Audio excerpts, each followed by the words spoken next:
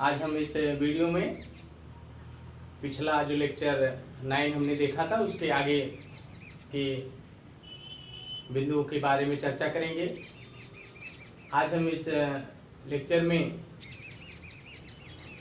शुक्राणुओं की संरचना और शुक्र कायांतरण, जिसको आप स्पर्मेटिलियोसिस और स्पर्मेटोजेनेसिस कहते हैं, इसके बारे में देखेंगे। जैसा कि हम पिछले लेक्चर में ही जान चुके हैं कि स्पर्म का निर्माण स्पर्मेटिड से होता है। यही जो स्पर्मेटिड्स होते हैं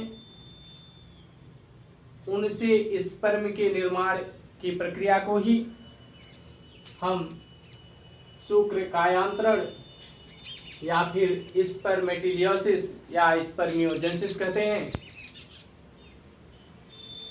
यह जो प्रक्रिया है, यह प्रक्रिया सेरेटोली सेल्स अर्थात सेरेटोली कोशिकाओं में उपस्थित जो गड्ढे होते हैं, ये सेरेटोली कोशिकाओं में ये जो गड्ढे होते हैं, इन गड्ढों से आरंभ होकर एपिडिडाइमिस नलिका तक संपन्न होती है। इस प्रक्रिया में जो गोलाकार स्पर्मेटिड्स होता है, यह एक चम्मचनुमा आकृति वाले शुक्राणु अर्थात स्पर्म का निर्माण करता है। ये जो स्पर्म होते हैं, इनकी संरचना की बात करें तो प्रत्येक स्पर्म या शुक्राणु मूल रूप से 4 भागों में बटा होता है, जिसमें पहला भाग जिसे आप शीर्ष हेड, दूसरा ग्रीवा नेक, तीसरा काय बॉडी और चौथा भाग जिसे आप पूंछ टेल कहते हैं। ये चारों भाग किस प्रकार और कहाँ पाए जाते हैं, इनको एक आरेख के माध्यम से हम समझने का प्रयास करेंगे।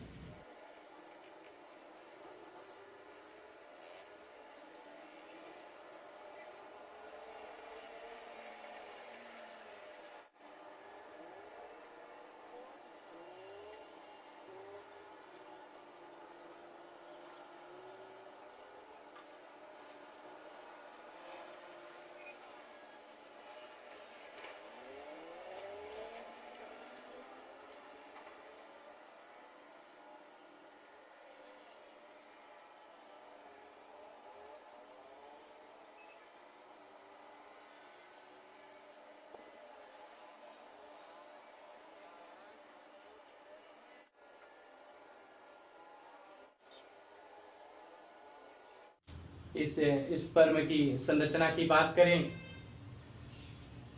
तो इसके सबसे ऊपरी भाग में इसका शीर्ष अर्थात हेड होता है। इसी शीर्ष भाग में इस स्पर्म का केंद्रक स्थित होता है। इस शीर्ष भाग के ऊपर एक टोपी नुमा रचना स्पर्म में पाई जाती है। इसी टोपी नुमा रचना को ही एक्रोसोम कहते हैं। इस एक्रोसोम का निर्माण गोल्जी बॉडी, जिसे आप गोल्जी काय भी कहते हैं, से होती है। ये एक्रोसोम कुछ विशेष प्रकार के एंजाइम, जिसमें से मुख्य रूप से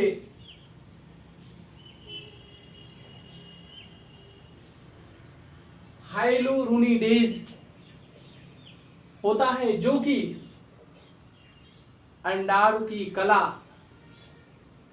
को विघटित करने का कार्य करता है, जिससे कि निषेचन के समय ये स्पर्म अंडाणु की कला को भेद कर इसके अंदर प्रवेश कर पाते हैं। इस हेड के नीचे एक सक्रिय ग्रीवा होती है। इसी ग्रीवा भाग में इसका जो सेंट्रोसोम होता है, जिसे आप प्रॉक्सिमल सेंट्रोसोम कहते हैं, वो स्थित होता है।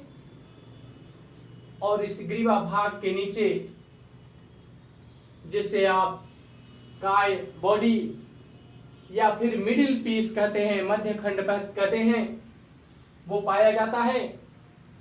इसी मध्य खंड में ही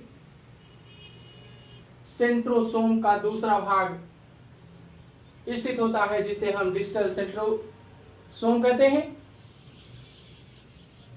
इस सेंट्रोसोम में 9+2 में व्यवस्थित जो सूक्ष्म नलिकाएं अर्थात माइक्रोट्यूब्यूल्स होती हैं, वो इसकी पूरी लंबाई तथा पुच्छ भाग तक फैली होती हैं। इसी मिडिल पीस से ही बहुत सारे माइटोकॉन्ड्रिया जुड़े होते हैं, लगे होते हैं, जो मूल रूप से ऊर्जा उत्पादन का कार्य करते हैं, अर्थात एनर्जी डेवलप करते हैं। यह एनर्जी इस स्पर्म को सक्रिय बनाने तथा साथ ही साथ इसके पुच्छ भाग को गति प्रदान करने में सहायक होती है। इस मिडिल पीस के नीचे इसका पुच्छ भाग होता है। पुच्छ भाग का मूल कार्य शुक्राणु को गति प्रदान करना होता है। ये जो स्पर्म होते हैं, ये मैथुन के समय पुरुष द्वारा सीमेन के रूप में छोड़े जाते हैं। इनकी संख्या सामान्यतः 20 से 30 करोड़ होती है। इनमें से लगभग 60% जो स्पर्म होते हैं, वो सामान्य आकार व आकृति के होने चाहिए। और जहां तक निषेचन की बात है, तो निषेचन क्रिया को संपन्न करने के लिए इस 20 से 30 करोड़ शुक्राणुओं में से लगभग 40% शुक्राणु अर्थात स्पर्म का सक्रिय होना नितांत आवश्यक होता है। इसके पश्चात हम मादा में अंडजनन की प्रक्रिया देखेंगे। अंडजनन अर्थात oogenesis की प्रक्रिया हम पहले भी जान चुके हैं। इस प्रक्रिया में अंडाशय अर्थात ओवरी के भीतर ओवा अर्थात अंडाणु का निर्माण होता है। चूंकि यह अंडजनन की प्रक्रिया हम स्त्रियों में पढ़ रहे हैं, इसलिए यह जानना आवश्यक है कि इस पूरी प्रक्रिया में कौन कौन सी घटनाएं होती हैं। इसके लिए सबसे पहले आपको बता दें कि जो अंडाशय होता है अर्थात ओवरी होती है, इसमें भ्रूणी अवस्था में ही जो शिशु होती है, उसके अंडाशय में जो प्रिमोर्डियल जर्म सेल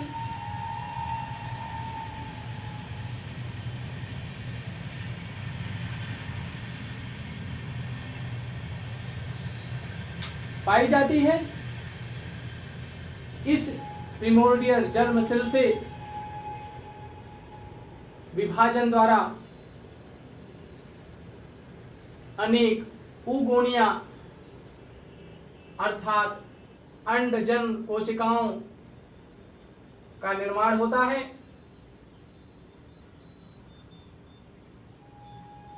ये अंडजन कोशिकाएं संख्या में बहुत अधिक होती हैं। इस अंडजन या अंडाणुजन अर्थात उगोनिया कोशिकाओं का जो निर्माण होता है वो मेटोटिक डिवीजन द्वारा संपन्न होता है। कहते हैं कि ये अंडजन कोशिकाएं में से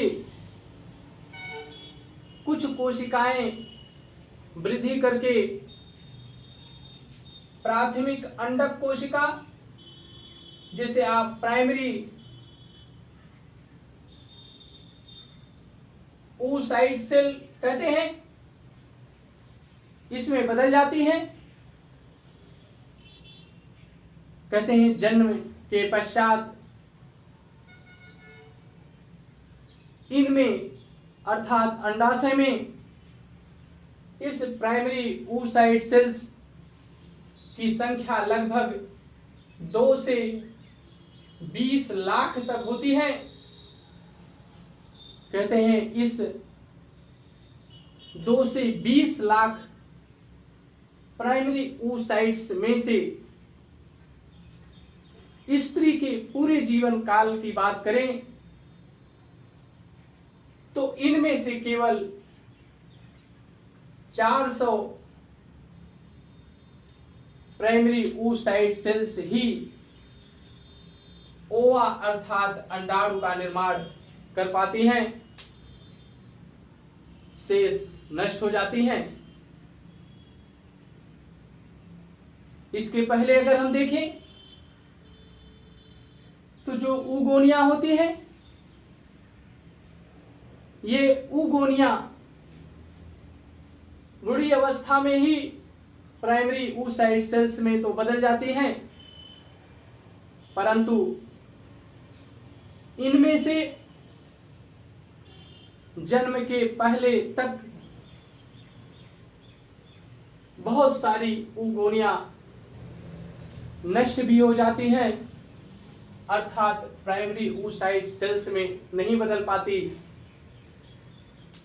इनके नष्ट होने की प्रक्रिया को ही क्षय अर्थात एक्ट्रेसिया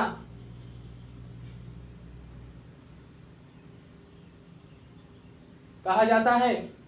अंडजनन की इस पूरी प्रक्रिया को हम अलग अलग बिंदुओं द्वारा एक आरेख के माध्यम से समझने का प्रयास करेंगे।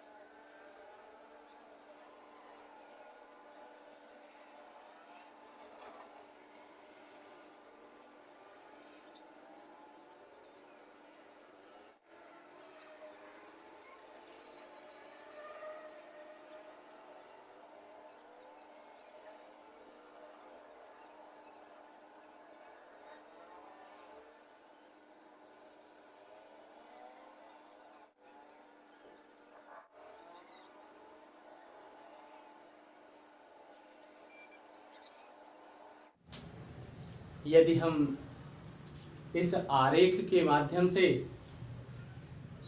अंडजनन की प्रक्रिया को समझने का प्रयास करें तो हम देखते हैं प्रारंभिक अवस्था में अंडाशय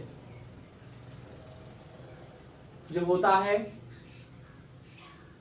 उस अंडाशय में भ्रूणी अवस्था की जो प्रिमोर्डियल जर्म सेल्स होती हैं,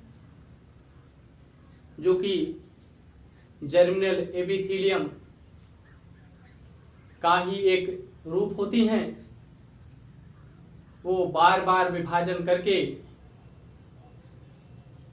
अनेक उगोनिया का निर्माण करती हैं और ये उगोनिया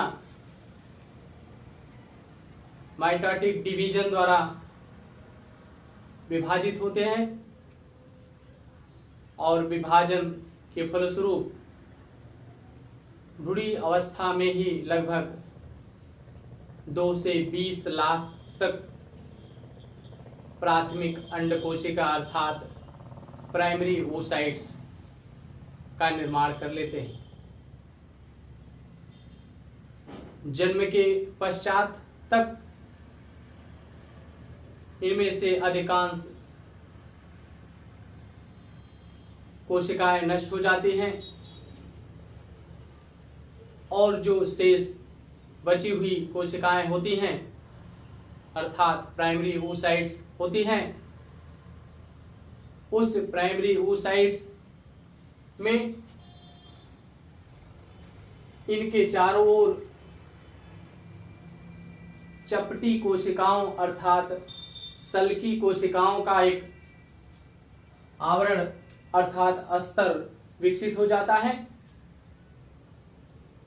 अब इस oocyte को इस प्रावस्था में हम प्रिमोर्डियल फॉलिकल कहते हैं। ये जो प्रिमोर्डियल फॉलिकल होती है, इसमें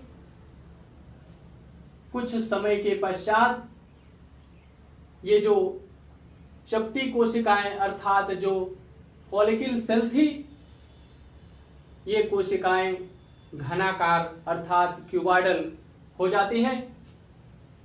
अब इस घनाकार कोशिकाओं का जो स्तर होता है, इसे हम मेम्ब्रेन ऑफ ग्रेनुलोसा अर्थात ग्रेनुलोसा मेम्ब्रेन कहते हैं और इन कोशिकाओं को ग्रेनुलर सेल्स कहते हैं। ये जो मेम्ब्रेन ग्रेनुलोसा की ग्रेनुलर सेल्स हैं, ये तीव्रता से विभाजन शुरू कर देती हैं और विभाजन द्वारा अपने चारों ओर इस कोशिकाओं की 6 से 7 परतें बना लेते हैं। साथ ही साथ इस प्राइमरी oocyte और इस मेम्ब्रेन ग्रेनुलोसा की परत के बीच एक ग्लाइकोप्रोटीन की परत बन जाती है। इस ग्लाइकोप्रोटीन की परत को ही आप जोना पेलुसिडा कहते हैं। इस जोना पेलुसिडा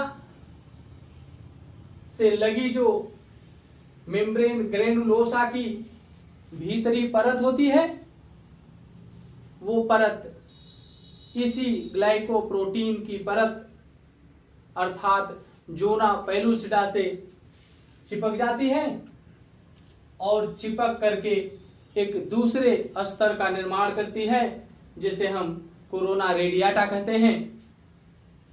इस कोरोना रेडियाटा के बाहर जो 6 से 7 स्तर मेम्ब्रेन ग्रेनुलोसा अर्थात ग्रेनुलोसा मेम्ब्रेन के होते हैं, उनके बाहर की ओर की जो परत होती है, सबसे बाहरी परत, वह सूख कर एक आवरण का निर्माण कर लेती है इसी आवरण को ही हम थीका फॉलिकुली कहते हैं।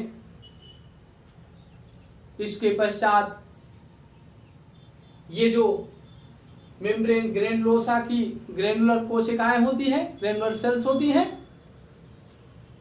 इन कोशिकाओं से कुछ तरल पदार्थ का स्रावण आरंभ हो जाता है। इस तरल पदार्थ को हम फॉलिकुलर फ्लूइड कहते हैं। इस फॉलिकुलर फ्लूइड की मात्रा धीरे धीरे बढ़ना आरंभ हो जाती है। यह अवस्था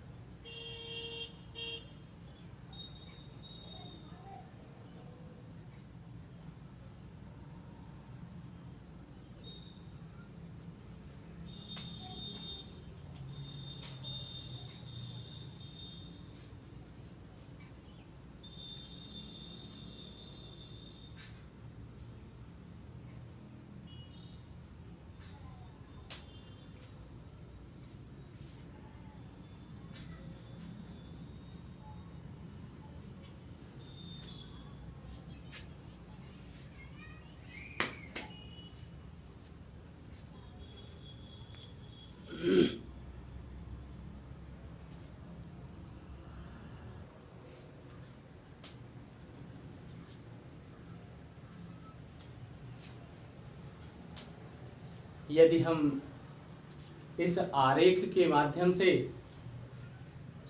अंडजनन की प्रक्रिया को समझने का प्रयास करें तो हम देखते हैं प्रारंभिक अवस्था में अंडाशय जो होता है, उस अंडाशय में भ्रूणी अवस्था की जो प्रिमोर्डियल जर्म सेल्स होती हैं, जो कि जर्मिनल एपिथेलियम का ही एक रूप होती हैं, वो बार बार विभाजन करके अनेक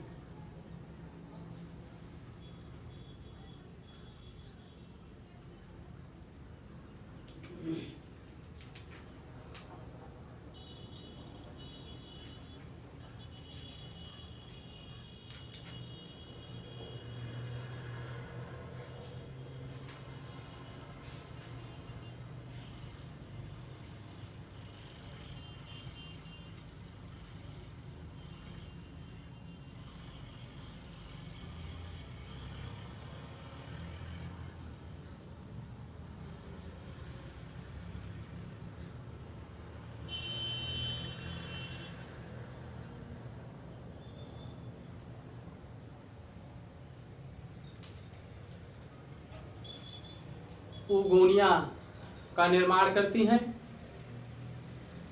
और ये oogonia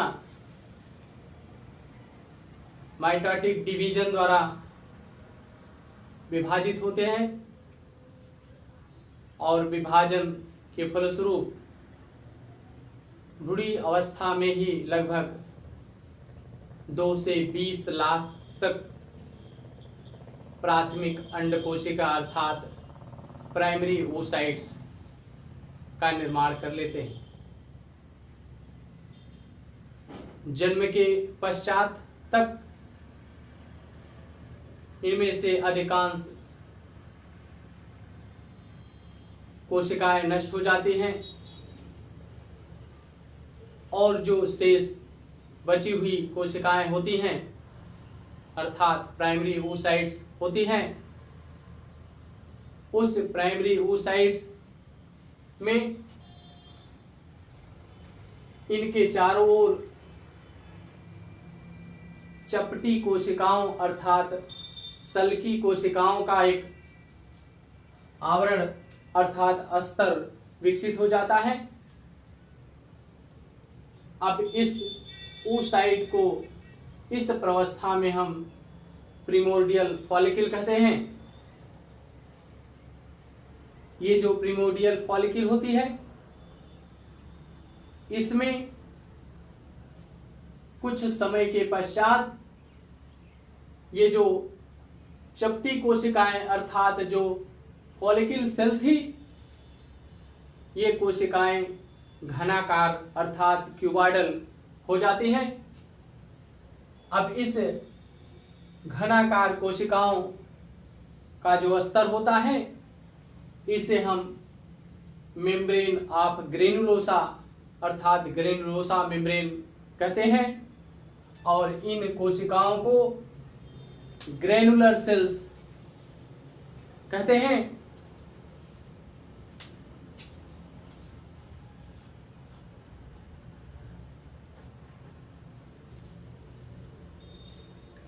ये जो मेम्ब्रेन ग्रेनुलोसा की ग्रेनुलर सेल्स हैं, ये तीव्रता से विभाजन शुरू कर देती हैं और विभाजन द्वारा अपने चारों ओर इस कोशिकाओं की 6 से 7 परतें बना लेते हैं। साथ ही साथ इस प्राइमरी oocyte और इस मेम्ब्रेन ग्रेनुलोसा की परत के बीच एक ग्लाइकोप्रोटीन की परत बन जाती है। इस ग्लाइकोप्रोटीन की परत को ही आप जोना पेलुसिडा कहते हैं। इस जोना पेलुसिडा से लगी जो मेम्ब्रेन ग्रेनुलोसा की भीतरी परत होती है, वो परत इसी ग्लाइकोप्रोटीन की परत अर्थात जोना पेलुसिडा से चिपक जाती है और चिपक करके एक दूसरे स्तर का निर्माण करती है, जिसे हम कोरोना रेडियाटा कहते हैं। इस कोरोना रेडियाटा के बाहर जो 6 से 7 स्तर मेम्ब्रेन ग्रेनुलोसा अर्थात ग्रेनुलोसा मेम्ब्रेन के होते हैं, उनके बाहर की ओर की जो परत होती है, सबसे बाहरी परत, वह सूख कर एक आवरण का निर्माण कर लेती है। इसी आवरण को ही हम थीका फॉलिकुली कहते हैं। इसके पश्चात ये जो मेम्ब्रेन ग्रेनुलोसा की ग्रेनुलर कोशिकाएं होती हैं, ग्रेनुलर सेल्स होती हैं, इन कोशिकाओं से कुछ तरल पदार्थ का स्रावण आरंभ हो जाता है। इस तरल पदार्थ को हम फॉलिकुलर फ्लूइड कहते हैं। इस फॉलिकुलर फ्लूइड की मात्रा धीरे धीरे बढ़ना आरंभ हो जाती है। यह अवस्था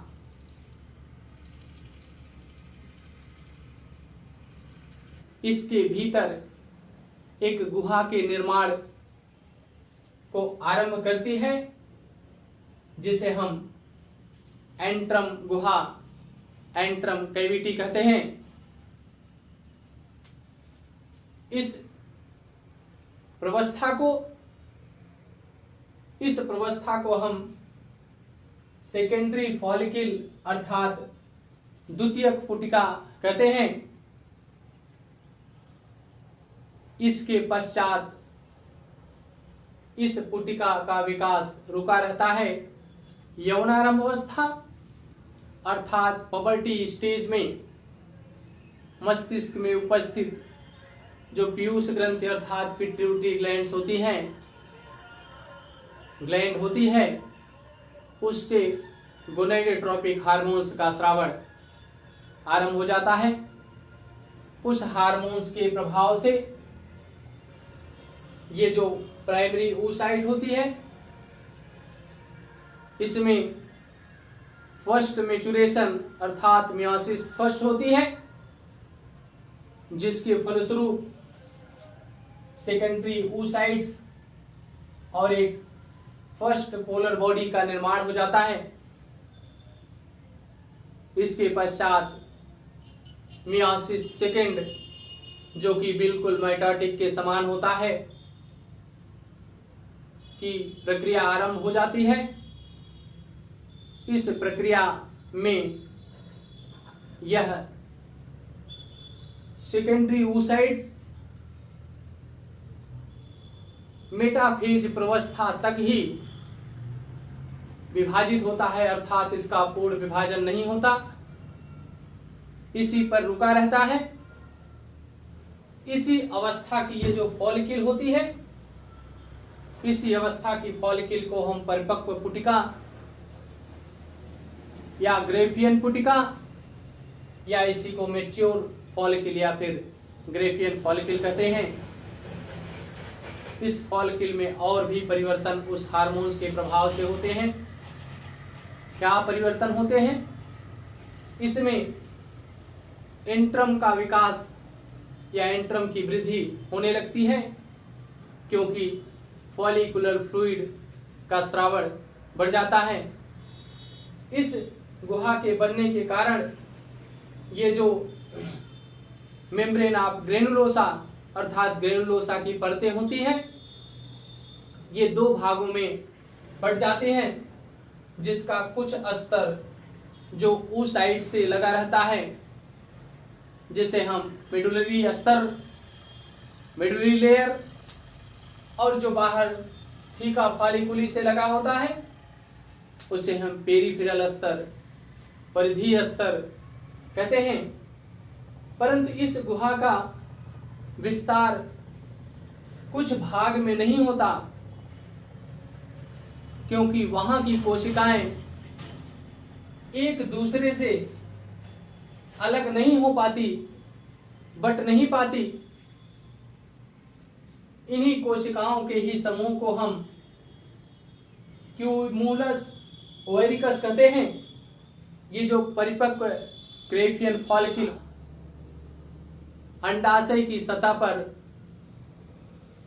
उभर जाती है, अंडाशय की सतह पर उभरने के पश्चात यह पुटिका अर्थात फॉलिकल फट जाती है। क्यूमुलस के स्थान पर फटने के कारण ही ये जो ओवा होता है यह अंडाशय से बाहर मुक्त हो जाता है। इसके मुक्त होने की प्रक्रिया को ही हम अंडोत्सर्ग या ओवुलेशन कहते हैं। इस ओवुलेशन के पश्चात ओवा ओविडक्ट में चला जाता है, जबकि जो बचा हुआ भाग होता है इस बचे हुए भाग का मुख बंद हो जाता है। बंद होने से पहले इसमें रुधिर भर जाता है, जिसके कारण इसमें रुधिर का एक थक्का बन जाता है। इस भाग की जो कोशिकाएं होती हैं इनके भीतर ल्यूटीन नामक पीले रंग की कणिकाओं का विकास हो जाता है, जिसके कारण यह अवशेष रचना या यह बची हुई रचना एक पीले रंग की ग्रंथि में बदल जाती है। इस ग्रंथि को आप कार्पस ल्यूटियम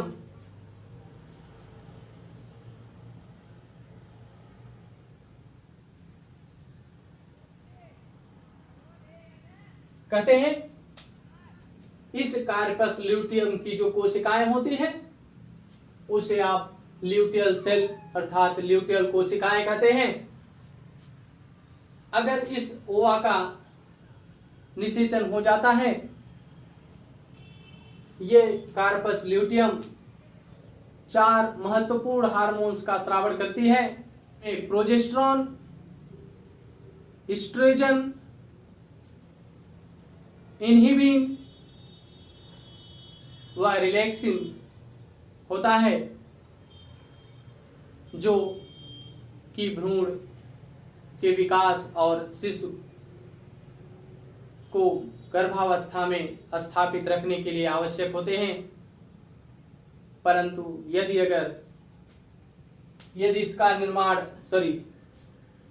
यदि इसका फर्टिलाइजेशन अर्थात निषेचन नहीं होता तो यह ग्रंथि निष्क्रिय होकर एक अवशेष या अवशेषी रचना के रूप में रह जाती है। इस अवशेषी रचना को ही हम कार्पस अल्बिकेंस कहते हैं। इसके पश्चात हम इस चैप्टर में मासिक चक्र अर्थात मेंस्ट्रुअल साइकिल, जिसे आप रजोधर्म भी कहते हैं, उसके बारे में अध्ययन करेंगे।